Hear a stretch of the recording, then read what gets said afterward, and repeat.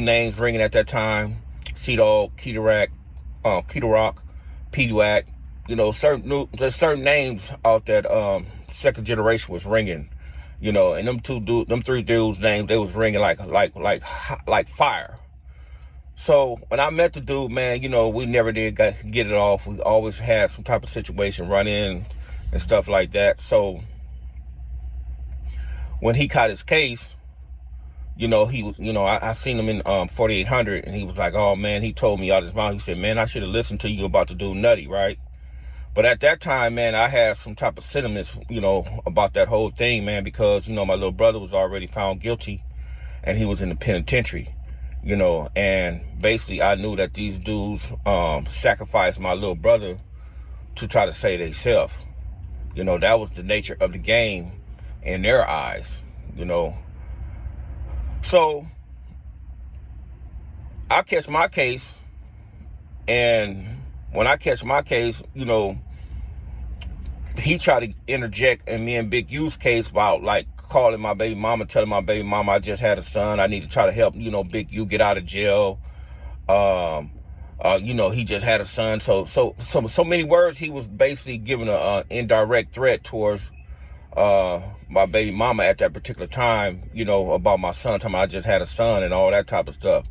So, you know me, man, I'm like, dude, you know, I'm ignorant. I'm ignorant, but, you know, I'm not scared of these dudes. I know these dudes.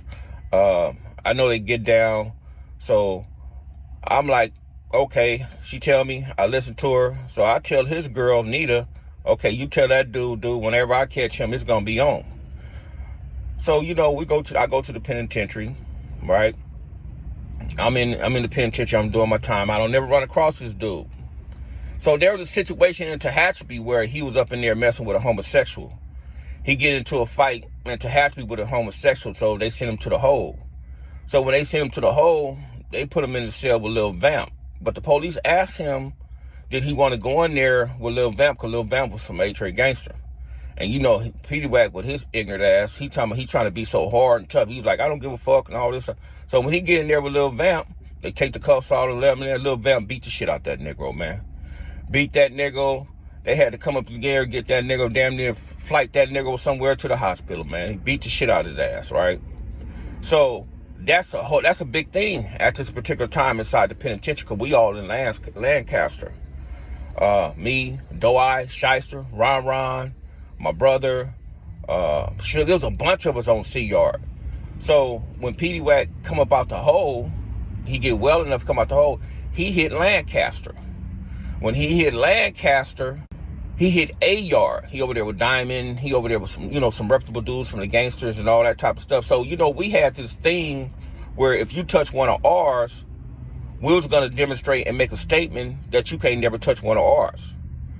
So we sent word to PEEDI WAC. We're like, look, bro, time you get cracking, we're going to tear this yard up over there. So we was just waiting on it.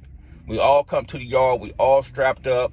And this is a true story, bro. You can ask any one of them brothers that was there. We was waiting on it. We all strapped up. This dude, PEEDI WAC, man. This dude so much as a fucking buster, man. It's unbelievable, bro. Instead of him coming out, getting with one of them dudes that did something to him, he came out and he get into it with one of the homies, like at that time, you know, I think it was Baby Suge or something like that. He get into it, one of the dudes chasing him around. Squeak, I think Baby Squeak, yeah, Baby Squeak. And he chasing him around the table with a knife and all that type of stuff. So he go back to the hole. And we all over there, we like, man, what the hell was that? So, but then, you know, in the elder statements, I ain't gonna say they were like, man, fuck that dude. You know what I'm saying? They were like, fuck that dude. And that was the sentiments at that time, man, because he did some buster ass shit in our minds. So you got to understand, man, that this dude had a reputation on the streets, but when he got to the penitentiary, his reputation went to shit because his true character came out. You know, he was really a coward. If he didn't have no gun or he didn't have none of that, he was a straight buster. During this time, PEEDI WAC was becoming a well-known name. He was popular and carried himself like a real G. The 60's was a well-known set, known for going to events like skating rinks, concerts, and parties, and known for turning them up, meaning people was going to get shot or they was gonna get socked up. And PEEDI WAC was always in the mix with everything involving the 60s. To the bigger homies, his age range, and younger, he was well respected and known to be on go for his set. PEEDI WAC's name became so big, he would be on the A-Trade Gangsters and many other rival gangs' top priority list to get rid of if they could catch him. But it wouldn't be that easy with PEEDI WAC. Mustard Cody even would classify him as an elite shooter. Mustard would even say PEEDI WAC wanted to take his life, just like he wanted to take his.